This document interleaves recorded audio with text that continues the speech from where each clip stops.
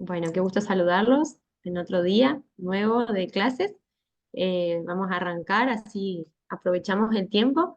Quería pedirle si hay alguno que se presta como voluntario para orar.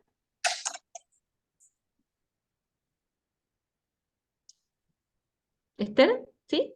Sí, buen día. Buen día. Oremos Mm, para comenzar. Dale, dale. Gracias. Querido Señor, te damos gracias en este día por todo lo bueno que nos das, por la vida, por este momento que vamos a tener clases, Señor. Eh, Queremos pedir que tú estés con nosotros, que nos guíes, nos ilumines para poder captar las enseñanzas. Profesora Cintia, que también la bendigas en todo. Gracias por este momento y bendecimos y alabamos tu nombre, Señor, por tu grandeza en nuestras vidas. Te reconocemos como Señor. En el nombre de Jesús lo hacemos. Amén. Amén. Gracias, Esther. Bueno, ¿cómo estuvieron con los que pudieron hacer las entrevistas?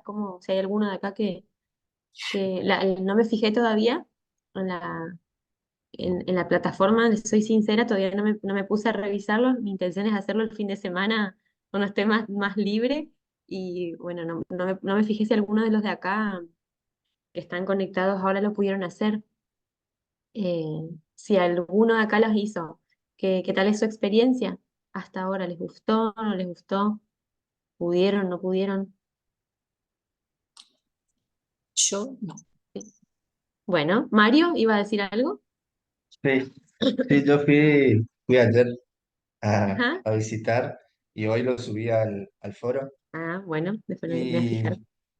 y yo dije, ahí está Cintia haciéndonos pasar por estas cosas, porque me Ahí está. sentí ayer, me sentí tan culpable por un lado, ¿viste? O ¿Por sea, qué? fueron varios sentimientos ahí encontrados. No, yo digo, incluso lo puse en el foro. Tan culpable en el sentido de decir, uno a veces con tan poco, con el solo hecho de ir a ver a la persona, hablar un rato con la persona, lo puede ayudar tanto, ¿no? Porque cuando me fui me agradecía y me volvía a Ay, qué agradecer, bendición. ¿viste? Y, y a mí me daba cosa como diciendo, ay, y yo tanto tiempo dando vueltas para venir a verle, ¿viste? En ese sentido Sí, entiendo. por ahí me sentí mal conmigo mismo por el hecho de decir, pero ¿por qué uno es tan, no sé, viste, qué sé yo, a veces incluso terco en el sentido de decir, nada, no, yo no voy con tan poquito, con el solo hecho, porque yo fui a visitar a una persona que le gusta hablar mucho y ahí tomé tu consejo muy en cuenta de escuchar De y lo escuchar. escuché y escuché y él es muy de contar muchas historias de cuando él era joven y cuando era chico y todo. Y entonces me puse a escuchar y bueno, después cuando me fui, eh, él me agradecía y me dijo, como que me saqué unos cuantos años de encima, me decía él, Mira gracias por vos, venir, que no sea la última vez que venga. Y fue la verdad que cuando volví a casa me puse a pensar eso, de decir, la pucha, con tan poquito, ¿no? Con dar el tiempo de uno, porque no es otra cosa, claro, uno puede llegar acertando. a hacer tanto, ¿no es cierto?, en la vida de Y alguien no, más. O sea, no, me gustó mucho, pero más allá de ese me- sentimiento de culpa que te albergó, me exacto. parece que fue de bendición y hay Sí, más cosas sí, lindas que rescatar de eso, qué bueno. sí, Qué bueno, la así que verdad que sí, muy lindo. está bueno hacer cosas que nos saquen de nuestra zona de confort en todo sentido, cosas personales que nos ayuden a nosotros como a darle a nuestro cerebro un ejercicio de cableado neuronal distinto, pero también salirse de la zona de confort viendo que uno puede hacer cosas lindas por el otro. En este caso, vos tuviste la experiencia de que se notó que la otra persona estuvo contenta con la visita y como que lo que vos hiciste dio un buen fruto. A veces pasa que uno va a hacer cosas y no tenés esa respuesta. El tema es trabajar esa frustración de no quedarse con esa sensación, pero qué bueno, la verdad es que me alegra un montón que hayas tenido esa buena experiencia y también que sirva de ánimo para poder hacerlo nosotros también. A mí me pasa personalmente que tengo en vista ir a la casa de una conocida y soy sincera también, siempre tengo una excusa. Y bueno, pero no son más que excusas inconscientes, como que hay que tomar la decisión y no pensarlo y hacer e irlo. Y creo que también escucharte a vos, a mí de manera personal me anima a decir, bueno, voy a ir. De última, el no ya lo tengo, de que Sí. si no le va a gustar la visita. Pero bueno, por ahí I- puede salir bien. Así que bueno, Incluso a mí me reayudó, la verdad que me reayudó porque yo, después de que me había pasado lo de mi enfermedad en su momento, me cuesta mucho acercarme a personas que están enfermos porque yo como que me siento mal y a veces me bloqueo incluso y sí, porque me afecta la enfermedad del otro por el hecho de que como que vuelvo a sentir lo que yo sentía y como me pongo en el lugar de esa persona y eso incluso me hace mal. Yo mucho tiempo sí, no podía ir a un velorio, incluso no podía ir. No, sí. y ahora esto incluso me ayudó para eso también, porque como que vi que eso también ya está pasando, está sanando Qué por un bueno. lado, ¿no? Ahora eso que vos traes me sirve como para reintroducirnos en nuestro tema de la unidad que estamos trabajando, que es la unidad 3 sobre lo que veníamos ya la clase pasada, que es sobre el trauma. Fíjate que esto que mencionas se asocia a esto, o sea, todos nosotros en algún momento en nuestras vidas vivimos experiencias traumáticas, atravesamos hechos traumáticos como veíamos la vez pasada. Esto que te pasó también lo fue, justamente por eso aparecen esas reviviscencias de lo que fue el hecho pasado y nos da la sensación, dan sensaciones feas, digamos. Tiene que ver con no necesariamente la enfermedad que te pasó, por ejemplo, es un trauma en sí mismo. Ahora, se considera como un trauma cuando nos dejan esa vivencia, esa sensación, esas sensaciones de no querer recordarlo, de evadirlo, de que nos da sensaciones en el cuerpo, de escapar de ciertas situaciones, de hasta a veces volver a sentirnos igual. Eso, perdón que te tomé como ejemplo, Mario, en realidad no porque seas vos, sino porque en realidad para concientizarnos de que todos pasamos situaciones así, todos, justamente porque es, como vamos a ver después en la unidad que sigue, son nuestras crisis, muchas vitales y muchas que son de las fortuitas, digamos, las que se nos aparecen, pero son parte de nuestra existencia. Ahora, es interesante que esta práctica también la podamos ver en nuestros entrevistados o en la persona que ayudemos nosotros después, como para poder sacarle mejor provecho a todo esto. Eh, bueno, aprovecho para reintroducirnos acá en el tema. Les voy a compartir el Power, entonces seguimos. La semana pasada, el lunes pasado, perdón, Brenda habíamos hablado un poco de algunas preguntas que tenía y si no recuerdo mal, y decime si no es así, es como que querías que explique un poquito mejor esto del hecho traumático, puede ser, o que no había quedado bien el tema de la idea del trauma, puede ser. Ahí ven el PowerPoint. Sí, sí, Sí. más que nada era las características, algo así Ajá. que llevaban a un... Estas, ahí, se me fue. Estas acá me Sí, decís las características del hecho traumático. sí, sí, sí, exactamente. Ajá. Bueno, eh, yo igual les digo, a ver, no se compliquen tanto con todo lo que tenga que ver con la teoría. Yo no les voy a pedir que ustedes después se sepan de memoria todas estas cosas porque creo que no tiene sentido para el fin que nosotros queremos alcanzar. Siempre si quieren estudiar y lo quieren hacer mejor, bienvenido sea, pero no quiero que se queden tampoco con la idea de que tienen que sabérselo a rajatabla. La idea es que entiendan el concepto. El hecho traumático vendría a ser la vivencia que uno tiene sobre algo específico, ¿sí?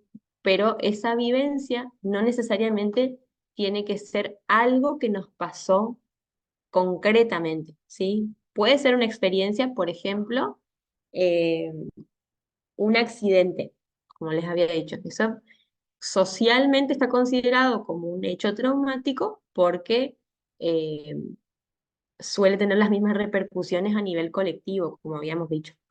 Eh, pero no necesariamente es eso, o las catástrofes, por ejemplo, son cuestiones que se consideran como hechos traumáticos. Sin embargo, también puede ser, como habíamos dicho, que uno pueda presenciar algo, que uno pueda tener no sé, que uno pueda haber visto el robo de alguien hacia otra persona.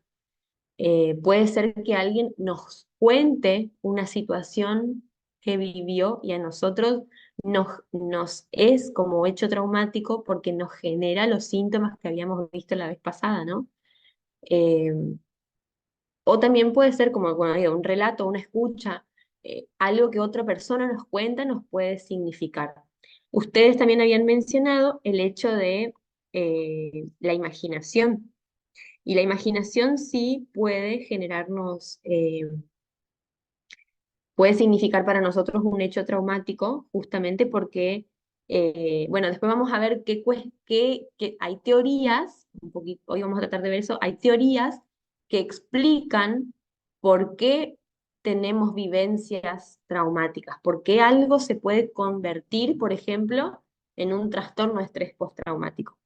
Y tiene que ver con muchas teorías explican que tiene que ver con nuestra crianza, con las formas en las que nosotros fuimos educados para ciertas cosas y lo que fuimos adquiriendo desde niños del mundo. Entonces, eso hace que, eh, según algunas teorías, seamos como más predisponentes a poder tener o vivenciar un hecho traumático y que signifique como algo que implique mucho temor, mucha desesperanza, horror intensos, ¿no? Eh,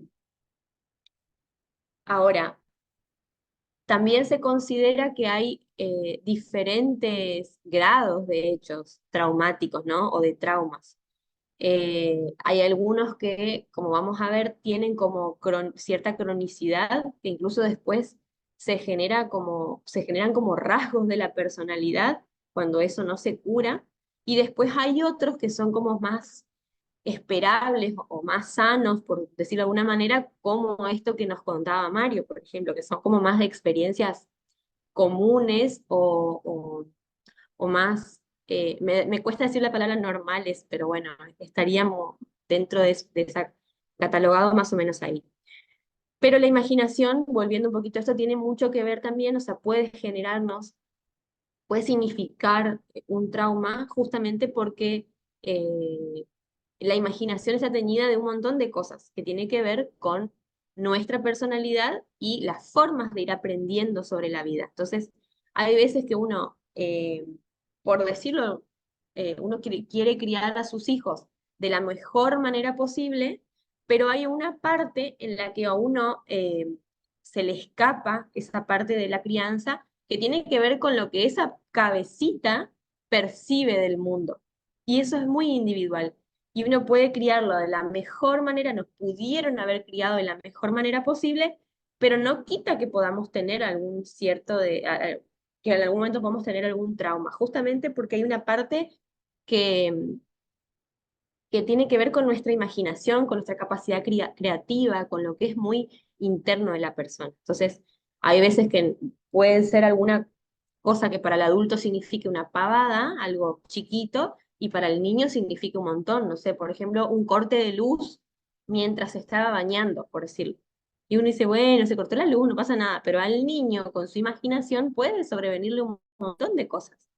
Sí, obviamente va a depender del adulto de cuidar esas emociones, pero hay una parte en la que uno no puede controlar todo, no puede manejar todo y puede significar igual, ¿se entiende? Entonces es como muy personal también eso de lo que puede significar trauma, ¿no? Ahora, con las características, eh, para la persona que lo vivencia, eh, el agente estresor, o sea, ¿qué es el agente estresor? El hecho traumático, o sea, lo que vivencia o lo que le cuentan, eso vendría a ser como lo que genera el estrés, es el agente estresor. Entonces, para la persona eso es de gravedad, ¿se entiende? Eso significa un montón. Por ejemplo, eh, se prendió fuego la casa, entonces ese es el agente estresor de la persona que lo está sufriendo. Pasó esto. Eh, entonces, para que haya para, una de las características es que, como dice ahí, va a producir como más síntomas, más efectos traumáticos cuando ese hecho traumático es repentino, es decir, que, bueno, algo que me sobrevino sin esperármelo, bueno, no sé, eh, la noticia de que alguien falleció en un accidente de tránsito, por ejemplo. También genera más síntomas traumáticos cuando es prolongado, es decir, que venimos con muchos años de algo que nunca se termina. Por ejemplo, que le hayan despedido a alguien del trabajo y eso significó para esa persona un hecho traumático y que nunca pueda volver a conseguir, por ejemplo, otro y que o que empiece un trabajo y lo despidan y que lo despidan y que lo despidan. Entonces eso puede ser como prolongado. Prolongado también es considerado dentro de la violencia familiar, por ejemplo, o un abuso. Repetitivo es cuando constantemente está pasando lo mismo, digamos. Sobre todo, por ejemplo, en abusos, la persona puede, como es lo que más se manifiesta, ¿no? De que la persona genera mayores síntomas cuando fueron más veces las del abuso, ¿no? Y sobre todo cuando lo que pase es de manera intencional. Se considera que tienen peores repercusiones psicológicas cuanto más cercana es la persona que provoca algo en nosotros. Entonces, puede que uno, bueno, eso es algo obvio, ¿no?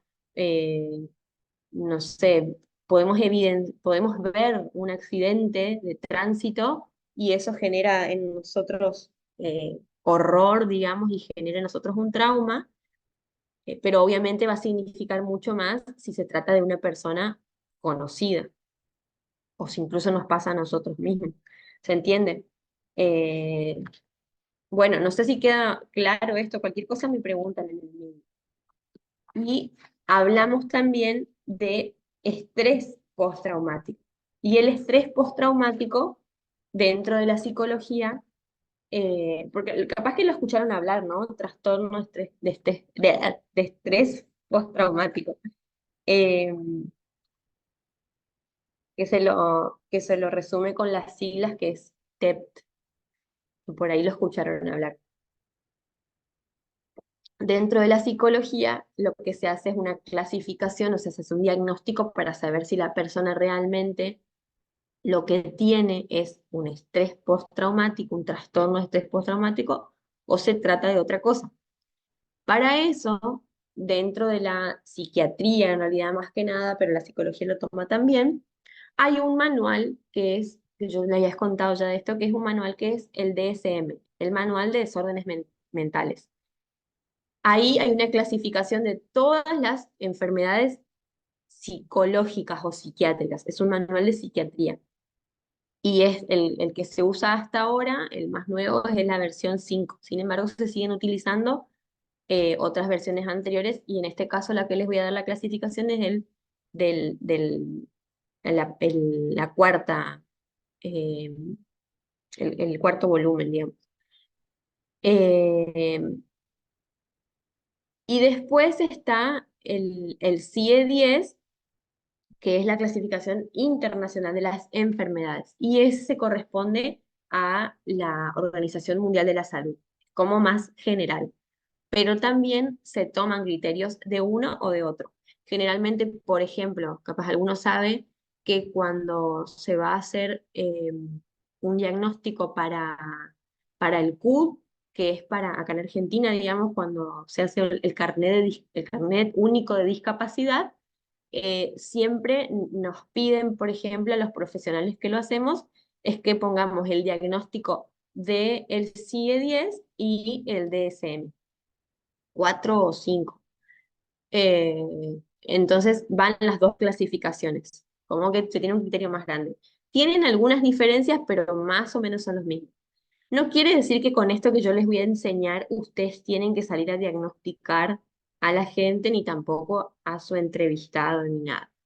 Pero sí creo que les puede servir como parámetro por si necesitan en algún momento detectar algo más. Entonces les puede servir como, por ejemplo, para decir, a ver, me parece a mí, con esto que aprendí, que esta persona podría estar teniendo esto. Entonces, le puedo recomendar que consulte con un profesional capacitado. Por ahí quisiera que les sirva un poquito para esto. Bueno, dentro de esos criterios diagnósticos está, por un lado, como les digo, el DSM y por otro lado el CIE-10. Hay algunos criterios diagnósticos que se tienen en cuenta. Yo les resumo, igual lo tienen en el libro, pero les voy a resumir un poco. Para que se considere un trastorno de estrés postraumático, la palabra que dice que es postrauma, es decir, que aparece el hecho traumático, aparece algo que generó trauma, pero no siempre se desarrolla un trastorno después de eso. ¿Sí? Eso es interesante saberlo. Todos podemos vivenciar un hecho traumático, sufrir síntomas totalmente esperables ante un hecho traumático, pero no todos, sí o sí, vamos a desarrollar un trastorno por eso. Ahora, el trastorno de estrés postraumático le digo que es algo bastante común igual. Lo que se suele decir es que la mayoría de la gente termina curándose, o sea, termina por sanar después de esto. Pero hay algunas personas que, como les decía, tienen como que es tan crónico lo que les pasó que no lo sanan, se vuelve patológico incluso después del trastorno en sí mismo y empiezan a tener rasgos de la personalidad eh, que ya quedan marcados para siempre, digamos, o por lo menos por mucho tiempo. Cuanto más crónico, más difícil de sacar. Pero bueno, para que se considere un trastorno, el DSM dice que la persona tuvo que estar expuesta a un acontecimiento traumático en el que en que la persona haya experimentado o presenciado o le hayan explicado, dice también, acontecimientos de muertes o amenazas para su integridad o para otra persona. Y la persona tuvo que haber respondido con temor, con desesperanza, con un horror intensos ante ese acontecimiento. Ese es uno de los criterios. Me gusta el DSM porque lo explica también cómo puede ser en niños. Entonces, aclara, por ejemplo, que en los niños esa respuesta puede expresarse en comportamientos que son agitados o descontracturados, dice, ¿no?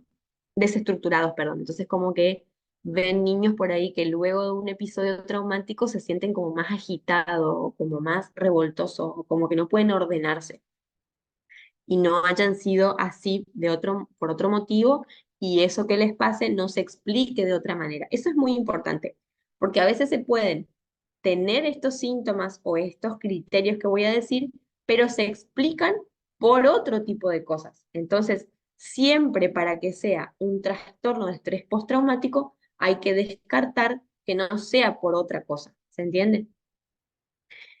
La otra característica, el otro criterio que se tiene en cuenta es que ese hecho, digamos, eso que le pasó, es reexperimentado constantemente.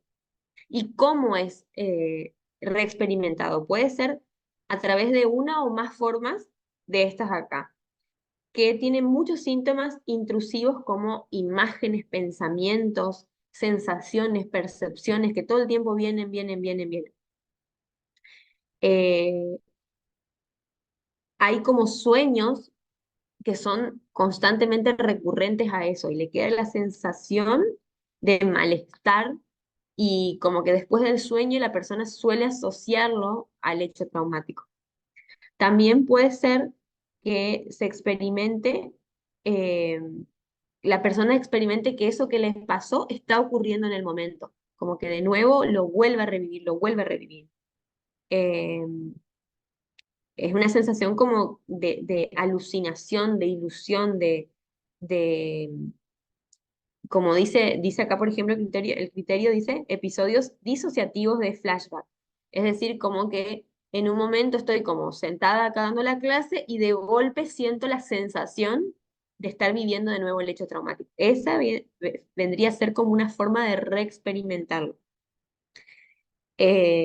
También puede ser que ocurran síntomas muy molestos cuando uno se pone o como uno está expuesto a estímulos que pueden ser asociados con el hecho traumático, que recuerdan, no sé, por ejemplo, perdón que tomo este ejemplo, Mario, pero ojo, no quiero decir que lo que te pasó es un trastorno, solamente voy a decir que la persona tiene que cumplir ciertos criterios. Uno podría ser, no me quiero acercar a este lugar porque me hace acordar la enfermedad. Entonces, mencionando lo que vos dijiste, tienen que haber más criterios. Ese vendría a ser como uno nada más. Estos criterios de manera aislada, es decir, que no se cumplen todos, no significan que la persona tenga un trastorno. ¿Se entiende? Quiero que quede claro esto, porque después pasa que todo es trastorno y no es así. Eso quiero que les quede.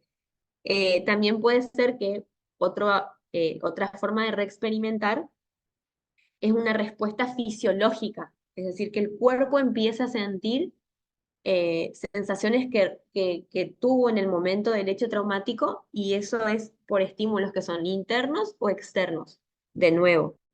Eh, Después otra es que la persona empieza a evitar de manera constante estímulos que, ahí escribí mal, ahí es embotamiento. Estímulos que tengan que ver con lo que le pasó. Entonces la persona, hay síntomas, ¿qué estoy haciendo? Hay personas que vivencian, por ejemplo, querer, los familiares sobre todo, perdón, son los que suelen decir que la persona empieza a aislarse, que no hace lo que hacía antes, que está raro porque no se quiere juntar, porque bueno. Entonces la persona en este sentido, acá por ejemplo en esta de la evitación persistente, dice algo muy importante que tienen que estar ausentes antes del hecho traumático, porque si la persona ya era así, digamos, no se cataloga como criterio, y tiene que indicar 3 o más de los siguientes síntomas. Esfuerzos para evitar pensamientos, sentimientos o conversaciones sobre el suceso traumático. O sea, hace esfuerzo la persona. Tiene que haber una reducción del interés por la participación de actividades que tienen que ver con otros y que eran importantes para la persona. Sensación de desapego o enajenación con los demás. Restricción de la vida afectiva, que quiere decir incapaz de tener sentimientos de amor. O sea, no hay sensación de querer eh, manifestar amor, como que pareciera que no tiene sentimientos. Y otra que puede pasar, sensación de un futuro desesperante o desolador, como que no le interesa el futuro, digamos, que es como que se asocia un poco al síntoma depresivo. Ahora, tienen que haber 3 o más de eso para que sea uno de los criterios. Después otro vendría a ser que síntomas persistentes de un aumento de la activación, o sea, vendría a ser como un estado de excitación constante, que tenían que haber estado ausentes antes del trauma y que tiene que haber 2 o más de los siguientes síntomas: que la persona no pueda conciliar el sueño o le cueste, que tenga ataques de ira, que se enoje fácilmente, la irritabilidad. Si tiene esos dos, ya se considera. Después también que haya una dificultad para concentrarse, que la persona esté hiperactiva, hipervigilante, constantemente como en estado de alerta, y que tenga respuestas de sobresalto, que sea como respuestas exageradas todo el tiempo. Entonces, algo importante, todas estas características según el DSM, tienen que prolongarse a más de un mes. Entonces ahí se puede decir que son, si duran, tienen que considerarse dentro de un mes. Ahora, sí es cierto que este es el criterio del DSM, pero en este sentido se suele tomar más el del CIE, que vamos a ver a continuación, que tienen como, se considera una prolongación de hasta 6 meses de manera repetitiva de estos síntomas, estos criterios para considerar un trastorno. Este criterio, digamos, este diagnóstico dice que se hace una clasificación entre síntomas de un trastorno agudo, si es que duran menos de 3 meses los síntomas, y es crónico si duran 3 meses o más. Ahora, el otro, que es el CIE-10, tiene ciertas características que deben cumplirse, pero sobre todo manifiesta que tienen que aparecer dentro de los 6 meses posteriores al hecho traumático. Yo me quedo más con esta, porque, bueno, es la que más se utiliza y también la que nos puede dar como un criterio mejor, porque muchas veces puede pasar de que la persona vivencie un hecho y que sea traumático, perdón, o que experimente un hecho traumático y que en realidad ese hecho viene a destapar, por ejemplo, una depresión o un trastorno de ansiedad. Entonces, no necesariamente es un trastorno de estrés postraumático, sino que el acontecimiento puede venir a mostrar algo que la persona tenía anteriormente y se profundizó o se potenció con el hecho traumático. Entonces, por eso me parece que hay que tener cuidado con considerar eh, una clasificación así de muy poco tiempo. Entonces, es interesante saber, bueno, acá, por ejemplo, las características del CIE dice que tienen que ser eh, dentro de los 6 meses posteriores al acontecimiento y tiene que tener una intensidad excepcional, dice. Entonces, como que tiene que estar bien marcado. Eh, y es interesante que no se explique lo que le pasa a la persona con otra o con otro diagnóstico. Por ejemplo, que no se pueda explicar lo que le pase con una depresión, que no se pueda explicar lo que le pase con un trastorno de ansiedad o con un trastorno obsesivo compulsivo, por ejemplo. Y además del trauma, digamos, dice que deben estar presentes sí o sí durante estos 6 meses evocaciones, reviviscencias, recuerdos, imágenes durante la vigilia y durante los sueños. Es decir, que la persona despierta y la persona dormida tiene que tener durante esos 6 meses alguna forma que le haga pensar de nuevo, que le haga revivir de nuevo ese hecho traumático. Pero dentro de las características también vemos que, eh, igual que el anterior, hay episodios reiterados de volver a vivenciar el trauma y que eso se manifiesta a través de, como veíamos, de imágenes, de sensaciones. Este hace como un criterio un poco más, menos detallado de todo, el otro es como más, cuando uno tiene que escribir, por ejemplo, el diagnóstico, tiene que poner el apartado, tiene que poner la clasificación bien específica de cuántos síntomas se cumplen con números, todo con números. Es re engorroso hacerlo, pero el CIE-10 es como un poco más general. Entonces habla de que tienen que haber sueños con un deje de sensación de esto, de entumecimiento o embotamiento emocional. La gente como que se despierta y lo asocia al trauma, a veces no, pero tiene que ser como esos sueños que son confusos, cansadores, de angustia, que uno no lo entiende y que queda, y sobre todo que queda esa sensación, vieron que hay sueños que nos dejan una sensación como fea durante el día. Bueno, es un criterio para este tipo de trastorno después de haber vivenciado un hecho traumático. No quiere decir que si uno tenga un sueño así signifique eso. Hay síntomas de anedonia, es decir, como que hay desgano, como los síntomas, es un síntoma común en la depresión, donde la persona no tiene ganas de hacer las cosas, se siente sin fuerza, sin entusiasmo, sin interés a nivel general. Y eso también genera un desapego a los demás, como vimos en el anterior, como que no hay intereses ni afectivos ni de ningún tipo en hacer actividades con los demás, se aísla la persona. O si lo hace, se lo hace pesado, digamos, es feo para la persona. Y tienen que presentarse síntomas de ansiedad, depresión, incluso puede aparecer la ideación suicida. O sea, eso es normal dentro de un trastorno de estrés postraumático, o es esperable, pero no, pero tienen que darse como más síntomas. Por eso lo ideal, siempre que se hace un diagnóstico, es tomar los dos criterios y aunarlos. Otra cosa que me parece interesante, volviendo un poquito a esto, es la manifestación en niños.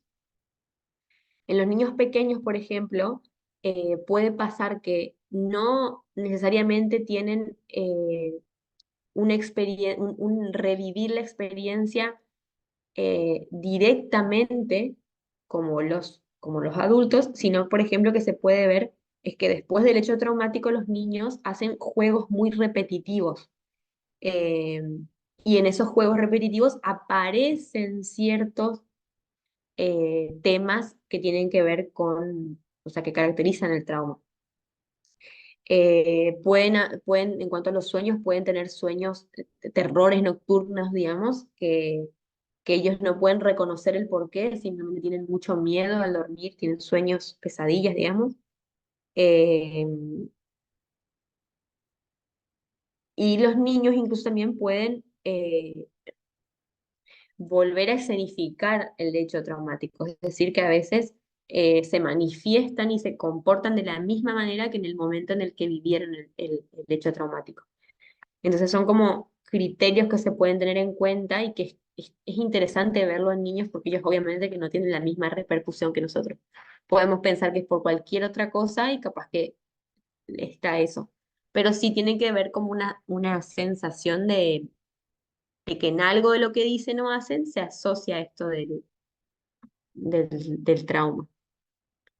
¿Se entiende hasta acá? ¿Me siguen? ¿No me siguen? ¿Alguna pregunta?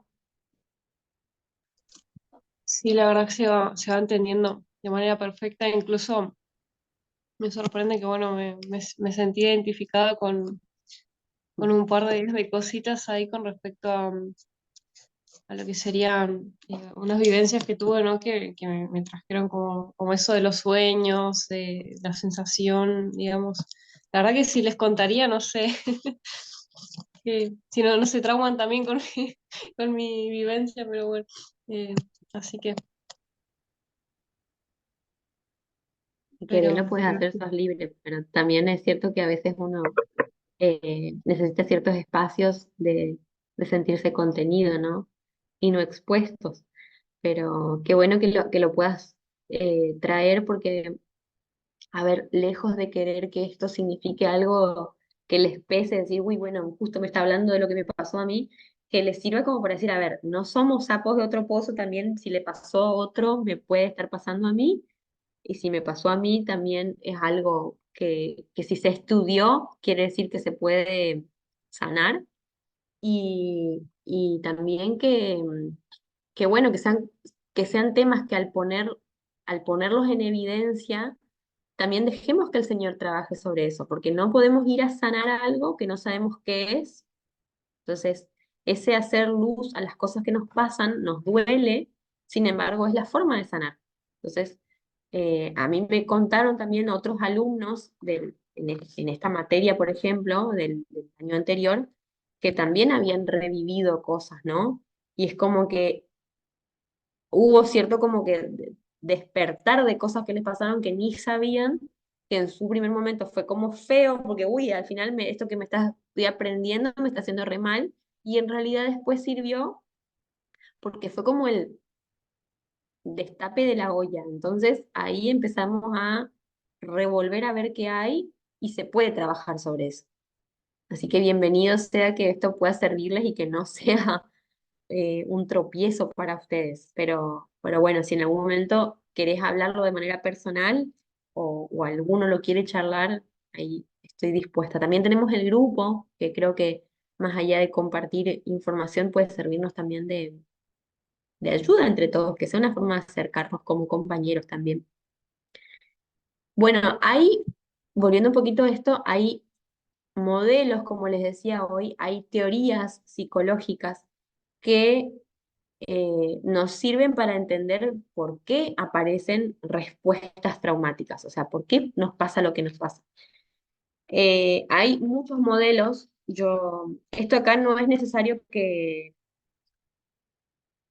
o sea, no es obligatorio que lo sepan, ¿no? Hay muchos modelos, tomé estos que me parece que son los que más pueden explicar y que, bueno, pueden servirles también. Está el modelo psicodinámico. Cuando ustedes escuchan psicodinámico, generalmente tienen como base la teoría psicoanalítica, todos. Eh, el autor del libro que estamos trabajando hace una explicación de dos autores, uno es Weiss y otro es Horowitz, eh, que por ahí engloba un poquito más lo que explica este modelo. Y porque en realidad si se habla de teorías psicológicas y de personajes, hay tantas que los marearía mucho. Que termino mareada yo también, así que mi intención no es complicarlo.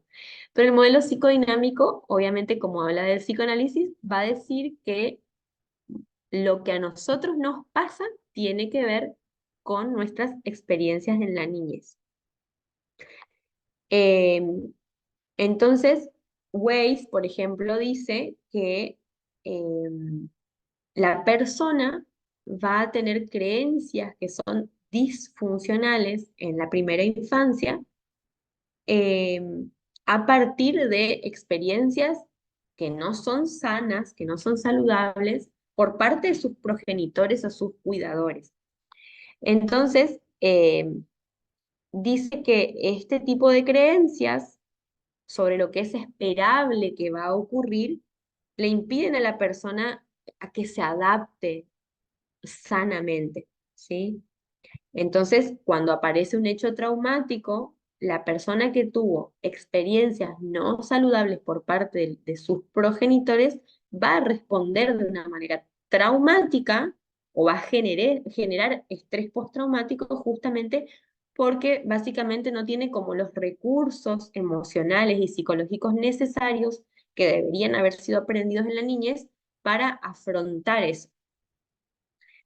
Una palabra que se utiliza acá, una frase que se utiliza desde este modelo es que la búsqueda de la infancia está, como que ahí está la llave perdida, digamos, ¿no? La búsqueda de la infancia de la llave perdida. Entonces, como que en la infancia explicaríamos el por qué la persona en la vida adulta experimenta un estrés postraumático. Entonces, este considera que la raíz, digamos, del problema está en que hay unos aprendizajes en el niño que son inconscientes, que uno de la vida adulta no se acuerda, y que son los que generan, digamos, ese despertar de lo traumático en la vida adulta. Entonces, eh, la forma de sanar esto es que se ponga en evidencia esas formas de aprendizaje que se tuvieron para poder reaprender formas distintas. Entonces, esa es una de las formas que se utilizan como para sanar. Y después, el otro autor de este modelo psicodinámico, que es Horowitz, habla de que, decía como que en nuestro cuerpo hay como una base inconsciente, digamos, pero tenemos como base un repertorio, es como si tenemos una cajita y cuando aparece un hecho la abrimos y sacamos a ver qué hay para responder ante las situaciones. ¿Vieron, por ejemplo, los famosos déjà vu? ¿Saben lo que es? Cuando uno parece que vivió lo mismo. ¡Ay! Parece que ya viví esto.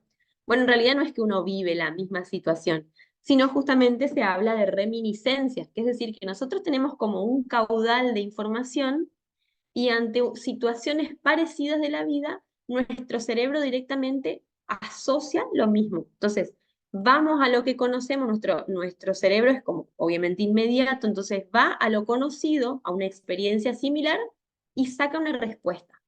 Entonces ahí es donde nos hace, por ejemplo, parecer que vivimos la misma situación. Y en realidad es porque estamos cargados nosotros de experiencias comunes y tendemos siempre a responder con lo aprendido. Por eso el desafío de la vida adulta es reaprender cosas distintas, ¿no? Para responder de una manera distinta.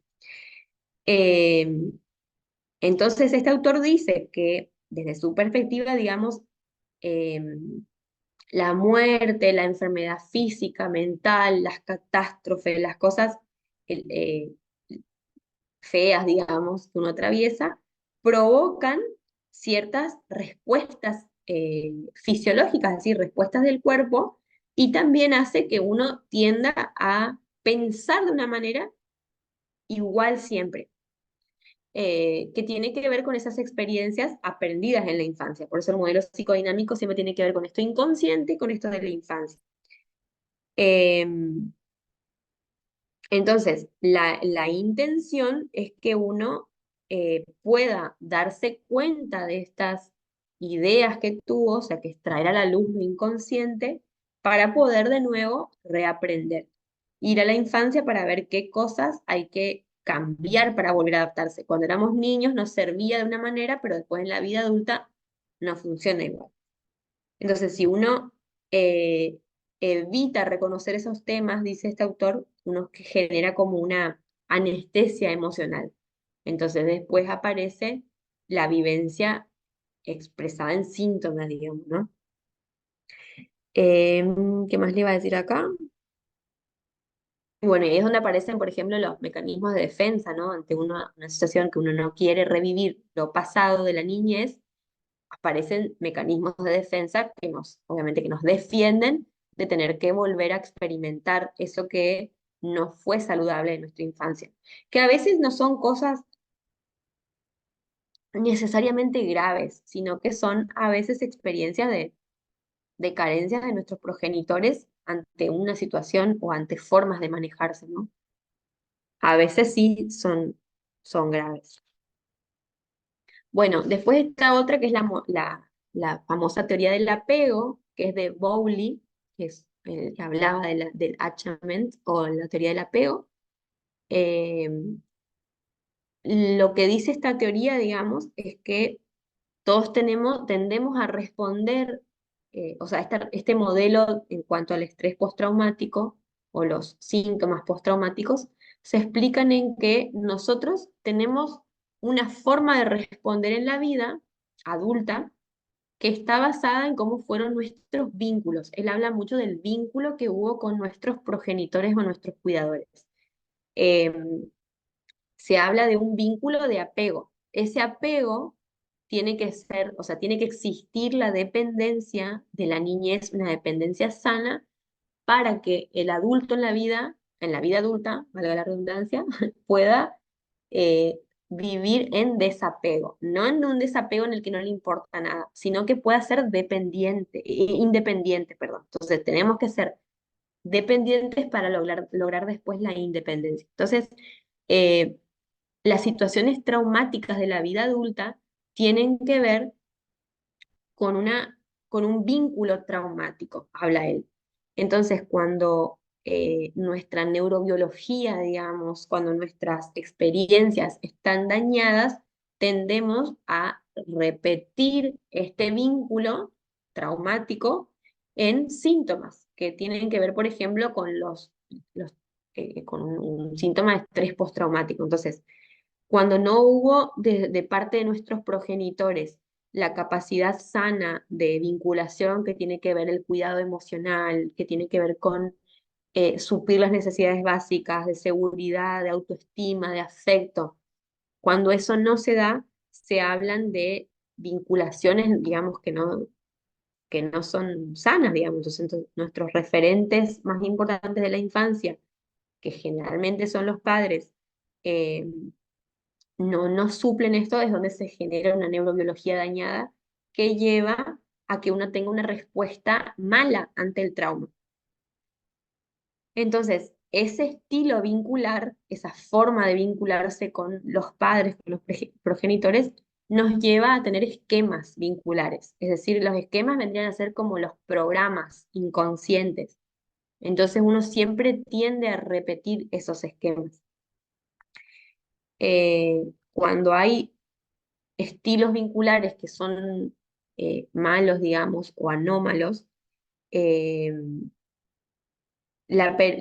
y si esto incluso fueron repetitivos, prolongados, y fue una infancia de vivir vínculos no saludables, eh, la persona tiene más probabilidades de tener una mala respuesta frente al trauma, ¿no es cierto?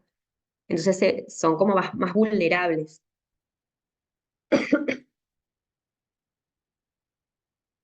Entonces, si uno quiere explicar por qué la persona tiene ciertos síntomas o vivenció este estrés postraumático, hay que ir a sus relaciones vinculares para ver cómo fue.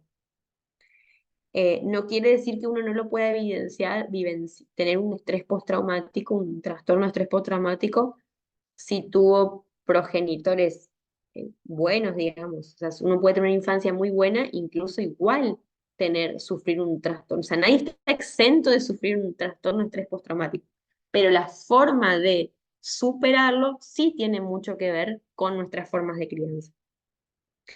Entonces, esos estilos de crianza, Bowley las cataloga como los inseguros o los seguros. Entonces, si un niño, por ejemplo, estuvo sometido a un estilo de crianza inseguro, posiblemente le va a costar más después confiar en las personas o adaptarse mejor, ¿se entiende? Pero bueno, de esto hay mucho para hablar, pero quiero que nos quedemos con esto. Después está el modelo narrativo constructivista, que básicamente lo que dice enfoca a la idea de la construcción. Entonces, lo que va a decir sobre todo esta teoría es que no importa el hecho en cuanto tal, no importa lo que pasó, no importa si eh, se te prendió fuego la casa y perdiste todo, no es eso lo que importa, sino lo que va a importar y lo que determina en un trastorno de estrés postraumático es cómo construye cada uno eso que pasó, cómo cada uno construye su realidad. Yo pienso en este ejemplo que una vez creo que, no sé si les dije, pero lo habré dicho en algún momento. Si yo, por ejemplo, ahora me pongo, se me chifla el moño y empiezo a insultarlos de la nada. Mario capaz que se mata de risa, decir, ¿qué le pasa a esta loca? Que empezó a insultarnos. Brenda capaz que, no sé, se larga a llorar y dice, qué mala lo que nos hizo. Esther capaz que se enoje y cierra y después me manda un mensaje insultándome. No sé, puede tener un montón de respuestas de parte de ustedes. Entonces, el hecho en sí mismo de que yo me ponga a insultarlos no va a ser lo más importante en cuanto a lo que les genere a ustedes, sino que va a tener que ver con la realidad de cada uno de ustedes, de cómo construya eso que yo les estoy dando. ¿Se entiende? Entonces, la forma de responder es muy propia de cada uno, porque esta teoría dice que la realidad es muy relativa. Va a decir que cada uno tiene una forma de ver la vida de una manera distinta. Y eso, en cierto modo, podemos comprobar que es así, porque cada uno va a responder de acuerdo a lo que cada uno cree. Por eso esta teoría dice que en cuanto a los episodios, de los síntomas, digamos, después de un trauma, va a depender mucho de la persona. En una misma familia, vuelvo a este ejemplo de que se prenda fuego la casa, en una misma familia, por más de que todos pasaron por lo mismo, cada uno va a responder de una manera distinta, porque tiene una forma distinta de construir la realidad. Entonces, lo que propone, o sea, una narrativa distinta, dice este modelo.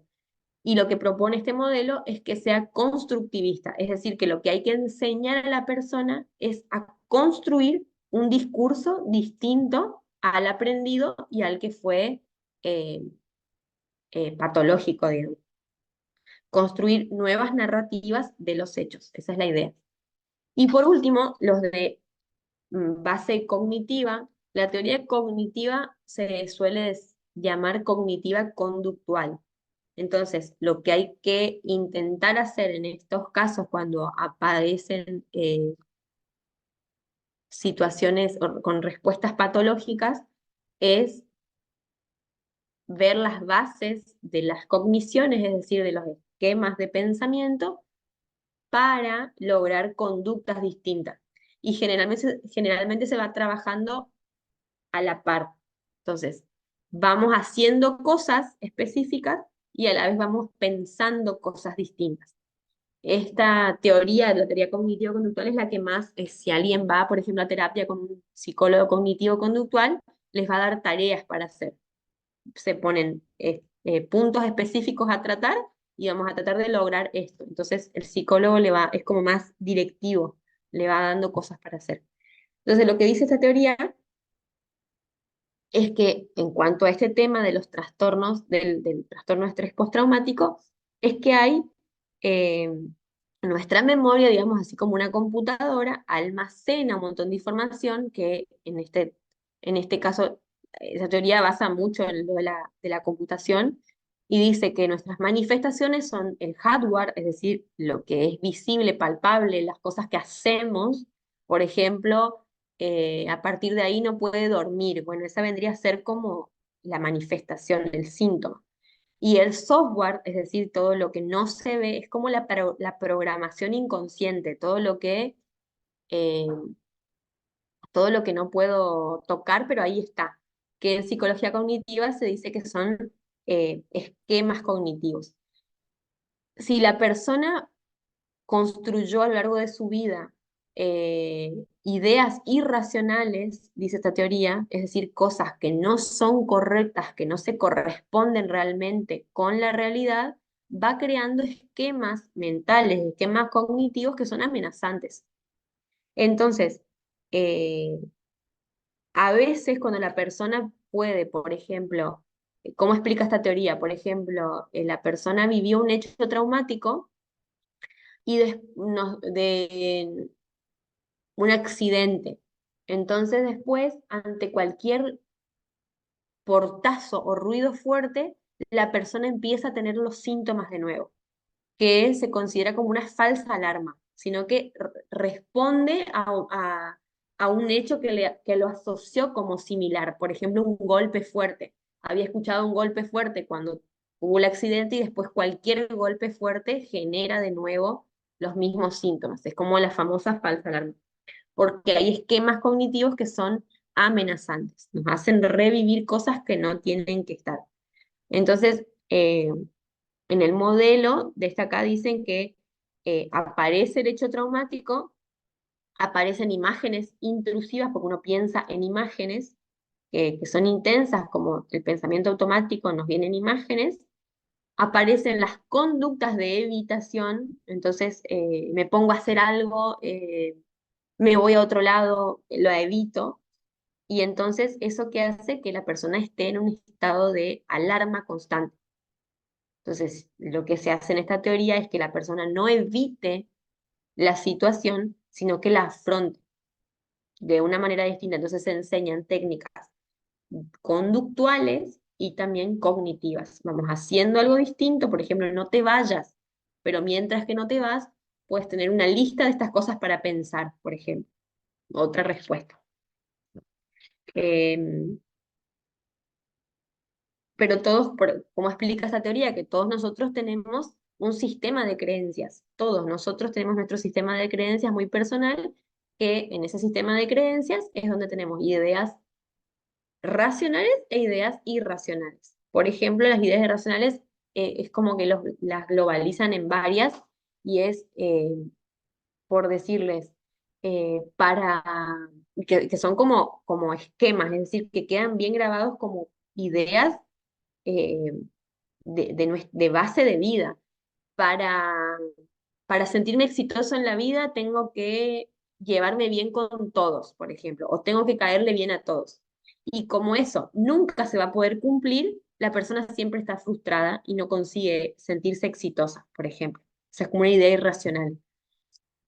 O o tengo que ganar cierto dinero como para que yo sea una persona importante o me sienta en importancia. Entonces son personas que por ahí se matan trabajando para, para tener cierto estilo de vida, pero como nunca logran conseguir lo que realmente quieren, nunca se sienten bien consigo mismos.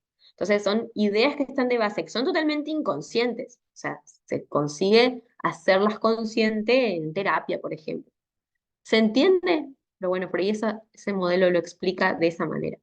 No quiere decir que tengan la razón todos los modelos, por eso hay tantos modelos en realidad, porque nadie llega a una conclusión al 100%, porque no dejan de ser teorías humanas.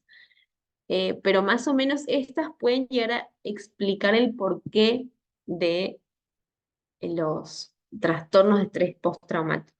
¿Se entiende un poco? ¿Creen que les sirve o están más embotados ahora?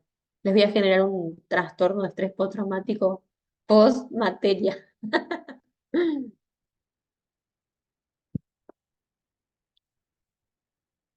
Acá hay, que esto le voy a dejar para que ustedes lo lean, está muy chiquita la letra. También está en el libro, pero se los dejé acá para que lo revisen. Había estilos clásicos en psicología y después hay formas distintas de reelaborar los duelos, la culpa, el trauma. Por ejemplo, lo básico o lo clásico es, por ejemplo, a la persona explicarle los síntomas y la enfermedad. Y en contraposición a esto, un nuevo modelo que se piensa es en la persona generar curiosidad, aprendizaje a partir de la experiencia vivida. Es decir, darle como un espacio a la persona a explorar límites propios y ver hasta dónde puede y hasta dónde no puede, pero tratar de generar creatividad, porque a veces con explicar síntomas y solamente mostrarle la limitación, no se sana, sino que hay que mostrar a la persona otra forma. Por ejemplo, un elemento clásico de la psicología es tratar de que la persona nos cuente todo lo posible, o sea, obtener un buen relato era como una importancia.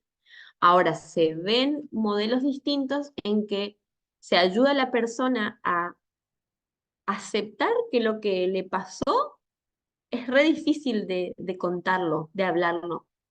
Y no necesariamente eso tiene que ser lo importante, sino que a partir de ahí, a partir de eso que vos no podés contar, de eso que no te está saliendo, ¿qué podemos hacer? ¿Qué otra experiencia podemos tomar a partir de acá? ¿Qué potenciales podemos ver en vos, más allá de que no te salga a contar esto? En algún momento te puede salir contar, pero no es lo importante. ¿Se entiende? Es como que modelos clásicos y modelos nuevos de pensamiento.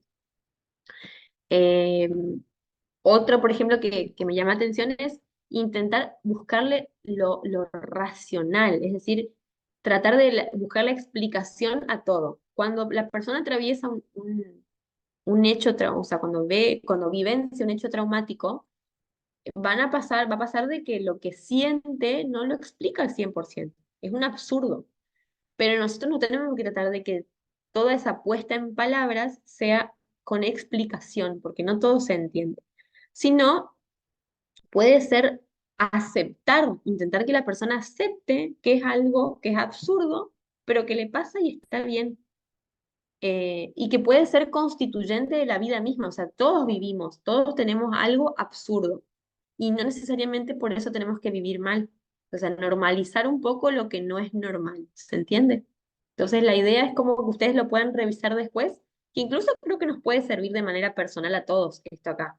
Eh, Confrontar la negación, es decir, a ver, lo estás negando, míralo, tenés que reconocerlo. Entonces, no, o sea, a veces hay un tiempo para la persona, en el que uno tiene que respetar que la persona no está preparada para superar ese mecanismo de defensa que es la negación.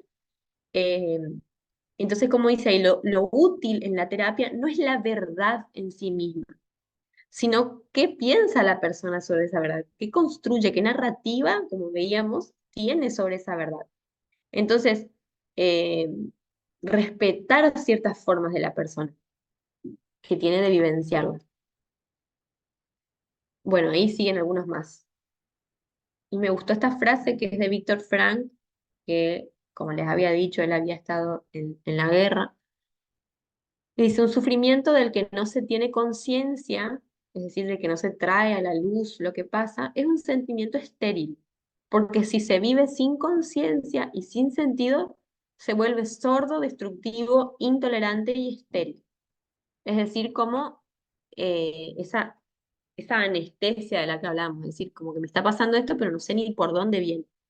Y dice, en cambio, que el sufrimiento vivido con sentido, él hablaba de la vida con sentido, buscarle el sentido a la vida, trasciende a la persona y puede ser una oportunidad para el crecimiento personal.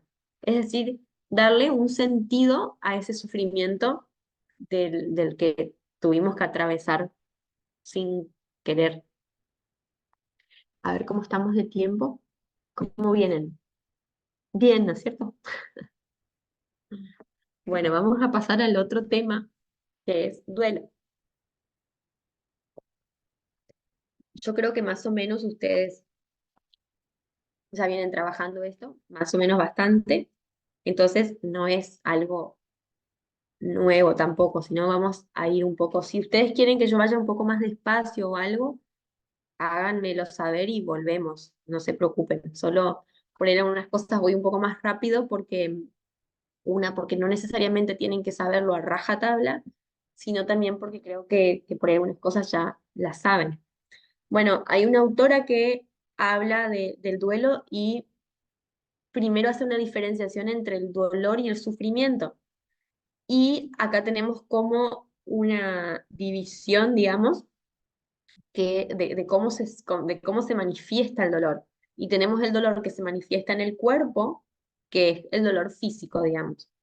El dolor psicoafectivo, es decir, emocional, vendría a ser como la tristeza, el enojo, el miedo, la culpa, nuestras emociones.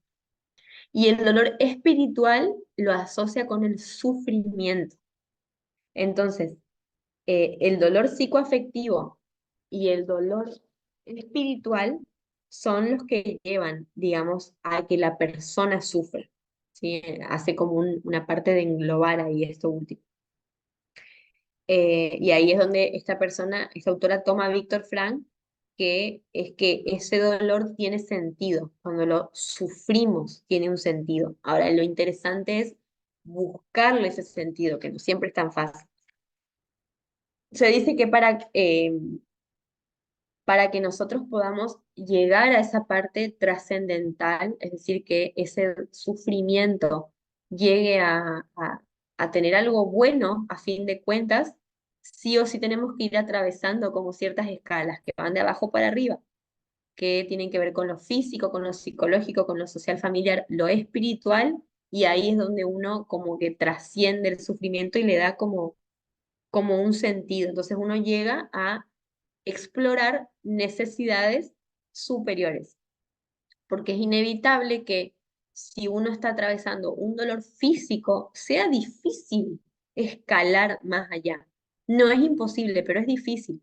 Entonces, para llegar más arriba, lo ideal sería como ir dejando de sufrir, por ejemplo, dolor físico, dolor psicológico, entonces vamos superando. Pero ¿qué pasa si no?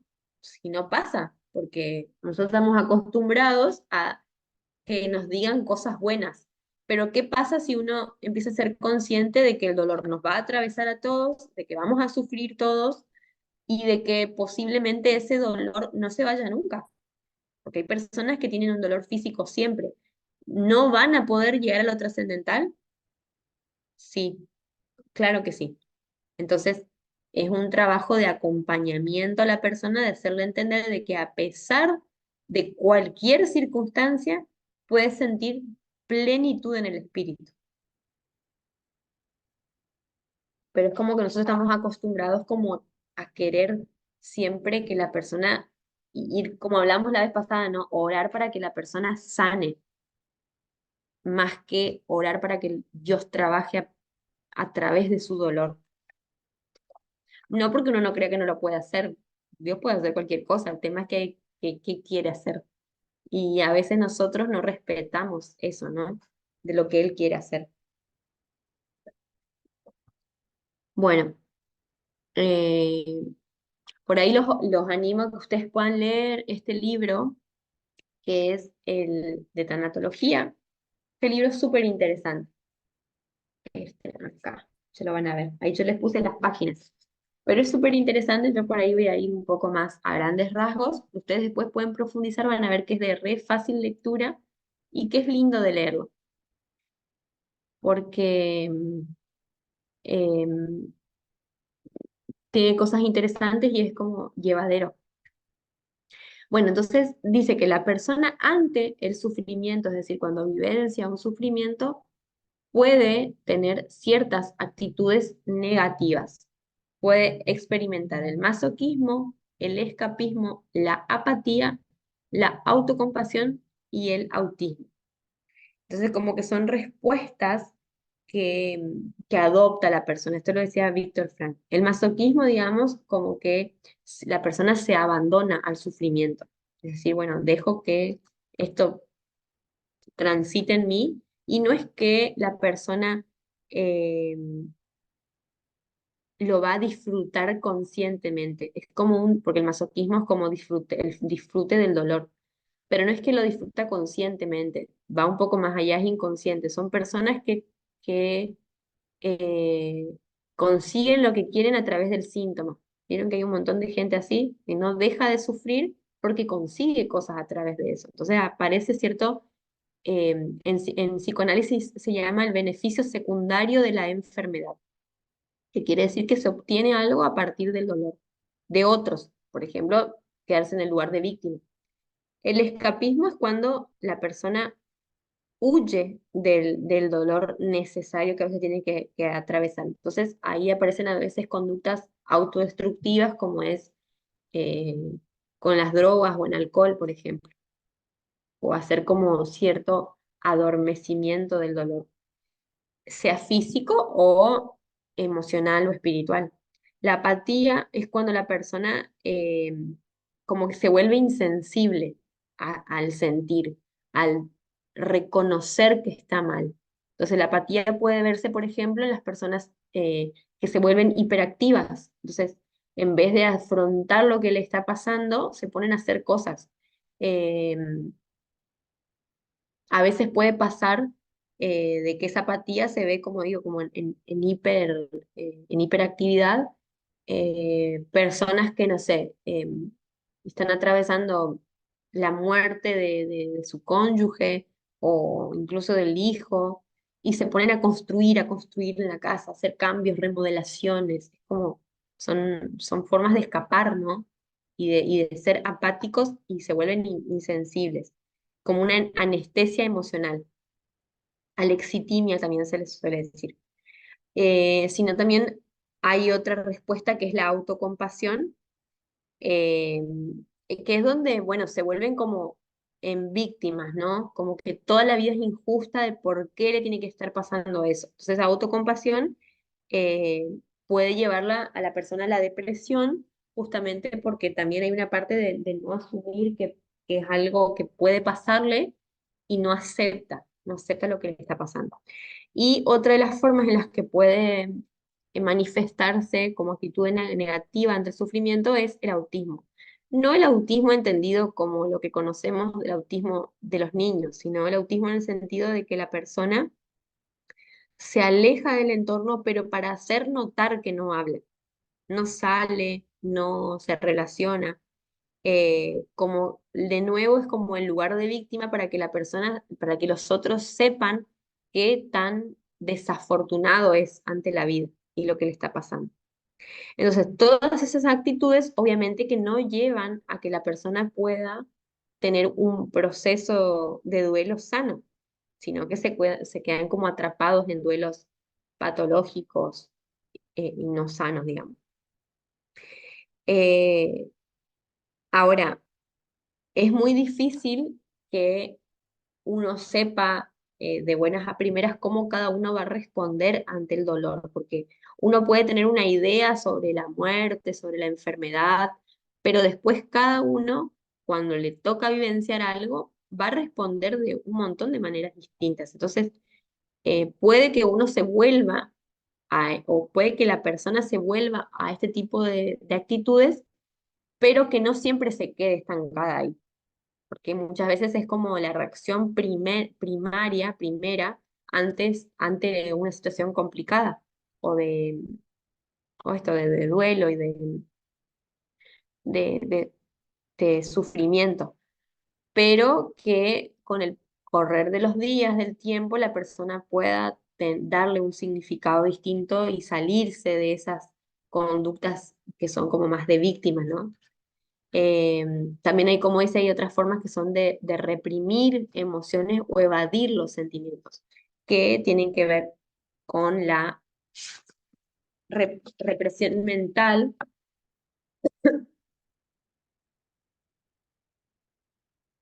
la represión energética y la represión corporal. La represión mental es cuando es como que hay un concepto negativo, digamos, del sentimiento que uno está experimentando. Entonces, son como pensamientos también ocultos, no todo es muy consciente, pero la persona como que no es tanto represión en cuanto al concepto psicoanalítico, sino represión de no dejarlo salir. Se retrae la persona que inconscientemente es como, esto que me está pasando es tan feo, tan desagradable, que no quiero ni debo sentirlo. Entonces la persona pone barreras a eso, lo reprime, lo empieza a racionalizar. Entonces empieza a pensar cosas para escaparse de ahí, de no, o sea, se piensa más que dejar sentir. La represión energética es que tiene que ver, por ejemplo, como, a ver, eh, este autor habla como de que uno como que tiene energía, ¿no? Para expresar lo que le está pasando y también para reprimirlo. Entonces habla de que la energía que uno utiliza para reprimir emociones es tan grande que se experimenta, por ejemplo, igual el cuerpo habla, ¿no? Entonces se experimenta igual como nudos en la garganta, un peso, un vacío, la persona siente como esa falta de energía, incluso corporal. ¿Se entiende? Y bueno, y la represión corporal habla de que a veces se manifiesta como directamente en síntomas. Entonces, la persona hace adrede, eh, se hace cosas, digamos, conductas autodestructivas, disminuir la respiración de manera consciente, eh, tensar los músculos de manera permanente, prolongada, entonces hace que él sienta menos, como que se autoflagela, ¿no? En cierta forma. Eh, Porque es como que en cierto momento hacer esas cosas que son autodestructivas para el cuerpo adormecen un poco la sensación emocional. Justamente por eso la persona los autoflagelos, las personas que se cortan, que se lastiman, son represiones corporales porque alivian el dolor emocional, reprimen el dolor emocional. También está lo que les decía, la hiperactividad o el activismo, el ponerse a hacer cosas, incluso una excesiva actividad física para tapar el sentimiento, porque la idea es no sentir. ¿Se entiende? ¿Alguna pregunta? Ya estamos casi en hora. Bueno, les voy a dejar entonces con esto. El hombre no es dolor, el hombre es más que su dolor. El hombre tiene dolor, el hombre es doliente. Es interesante pensarlo desde que no es uno el dolor, sino que es uno que duela, uno está en duelo. Duelar, por ejemplo, no es una palabra que uno lo utiliza mucho, pero uno no es esa persona vivida en dolor, sino que uno atraviesa un duelo. Y es interesante saber que el duelo, de manera normal, es una etapa por la que uno va a pasar. Es un desierto, pero no es que uno se va a quedar a vivir ahí, sino que es un transitar por el dolor. Bueno, y después vamos a ver, pero les dejo entonces para el lunes, y el lunes ya nos vamos a adentrar, porque ya falta poquito para terminar esta, pensé que terminábamos hoy, que cuál es la función del duelo y las características del duelo. También vamos a ver por último algunos mitos del duelo. Ciclo del duelo. Bueno, esto es, si se pueden ir adelantando en la lectura, vamos más rápido. Y algunos mitos, como les decía. No queda mucho, parece que con muchas diapositivas, pero es rápido igual. Por eso pensé que terminábamos hoy. Em, el lunes, como les decía, es como el último día de entrega para el foro. Y el lunes ya les voy a dar, no se asusten, pero les voy a dar la consigna del segundo trabajo, no para que se asusten, todo lo contrario, sino para que lo puedan ir pensando con tiempo.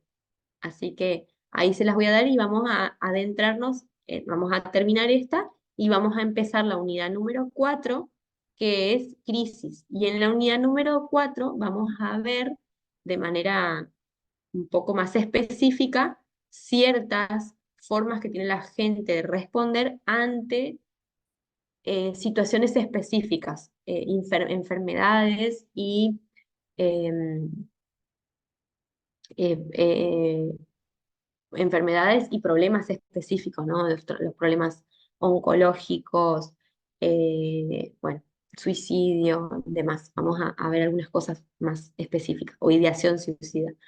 Eh, bueno, hablé un montón, no me dijeron ustedes mucho, así que, bueno, ¿alguna pregunta hasta acá? Si no, vamos a dejar acá y nos encontramos de nuevo el lunes. ¿Alguien quiere decir algo? Yo tenía una duda con respecto a lo que serían los criterios de diagnóstico. Por Ajá. ejemplo, el DSM tiene un nombre en sí que explica esas cifras o esas, ay, ¿cómo El sería?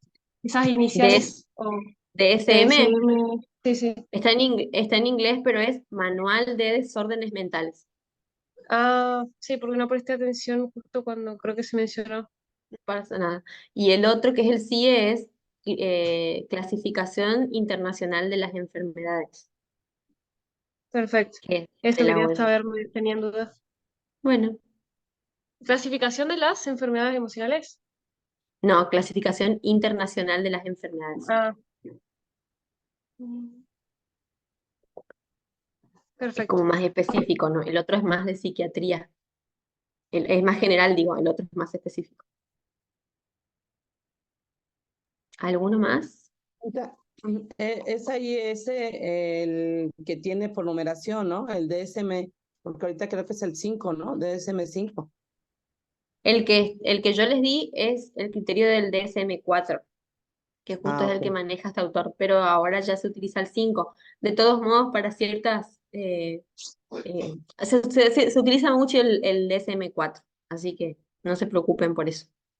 Tiene algunos cambios, pero es como que mucha gente vuelve igual al 4, como que la clasificación es más específica para algún tipo de enfermedades y Ok, trastornos. bueno, yo Pero tenía conocimiento del DSM-5 porque ahí hubo más avances sobre la sí, situación de hiperactividad de los TDAH, ujú, entonces, ujú, modificaciones y muchísimo. todo, sí, que en el DSM-4 no se veían. Hay algunas, claro, claro, hoy incluso hay un montón de estudios, mucho más. Es más, para mí ya tiene que salir el 6 porque hay un montón de avances. Em, pero hay algunos criterios para algunas enfermedades y trastornos que no cambian en uno y en otro, que se sigue considerando igual, así que la idea de esto es que tengan una idea general, no que se enrosquen en esto de los diagnósticos, porque ustedes no tienen por qué salir a diagnosticar, no es la idea, sino solamente que conozcan a modo general. Pero en ese sentido no cambia de uno a otro, por eso. Ah, ok, gracias. El libro que nos pedía que leamos está en bibliografía, ¿no? Sí, sí, sí, está ahí. Está todo ahí. Perfecto.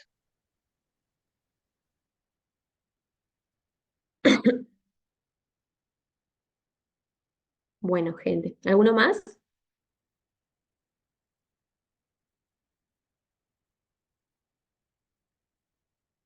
Bueno, entonces dejamos por acá la clase de hoy y nos vemos el lunes de nuevo. Bueno, espero que puedan ir avanzando con sus entrevistas, que les vaya bien a los que les falta hacer, que la disfruten y que no me odien por mandarles a hacer esas cosas. Bueno, espero que estén bien y que puedan tener un lindo fin de semana también. Así que nos despedimos acá entonces.